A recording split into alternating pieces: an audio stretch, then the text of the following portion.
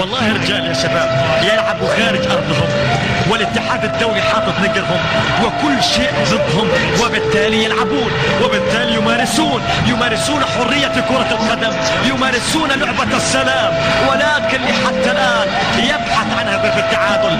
المنتخب العراقي الذي فرحنا به في بطولة كأس آسيا سنشعل من نيران المدن شموعا لكم. هنا ستشاهدون نجوم، هناك أيضا ستشاهدون نجوم من وطن توقظه الطائرات، من شموس تعانقه دجلة والفرات. سنفرح هذه المرة، سنبتسم رغم التأخر، فإن إحساسي يقول بأن التعادل قادم والتقدم قادم.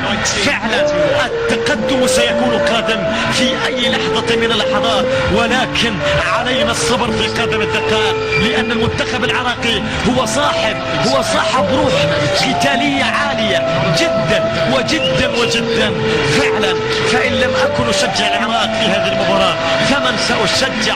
وإن كان حبي للعراق جريمة فاعتبروني أول مجرم. تصل المحاولة رغم الخسارة، لن أبكي أبدا، لأنهم أسود، لأنهم قهروا كل الظروف، لعبوا خارج أرضهم، لعبوا خارج بغداد.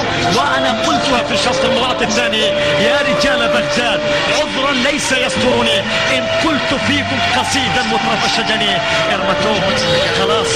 المنتخب العراقي تغلب على كل الظروف، قهر كل الظروف، وبالرغم من ذلك فإنه قدم المستحيل، قدم المأمول. إذا سيداتي آنساتي سادتي، عشاق المنتخب العراقي الجميل، عشاق المنتخب العراقي، عشاق الأسود الرافدين، إذا هكذا يطلق حكم اللقاء نهاية أحداث وفعاليات المباراة.